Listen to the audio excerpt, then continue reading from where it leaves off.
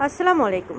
আজকের রেসিপি ক্ষীরোদা কাতলা, একটু ভিন্ন স্বাদের রেসিপি। এর জন্য সর্বপ্রথম মাছটাকে ধুয়ে লবণ দিয়ে ম্যারিনেট করে রেখে দিয়েছি।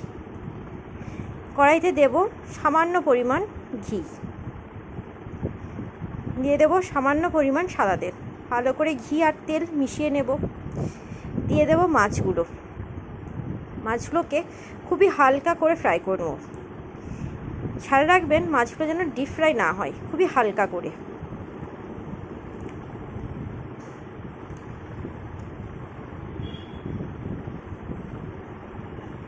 হালকা করে মাছগুলো ফ্রাই হয়ে গেছে।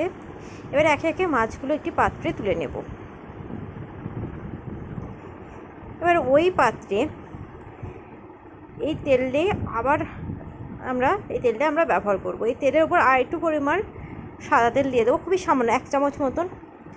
দিয়ে দেব লঙ্কা গুঁড়ো, জিরে গুঁড়ো দিয়ে ভালো করে মিশিয়ে নেব।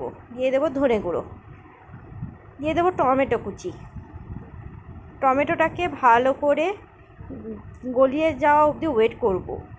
দিয়ে দেবো সামান্য পরিমাণ লবণ এবং জল দিয়ে ভালো করে মশলাটা কষিয়ে নেব। কিছুক্ষণ ওয়েট করব যাতে টমেটোটা নরম হয়ে যায় এবং মশলার সঙ্গে সবটা মিশে যায়।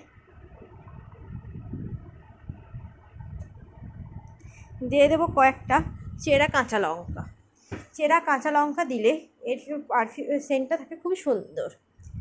দিয়ে দেবো সামান্য পরিমাণ দুধের মধ্যে সামান্য পরিমাণ 1 চামচ মতন ময়দা আমি মিশিয়ে দুধটাকে এর মধ্যে দিয়ে দিলাম।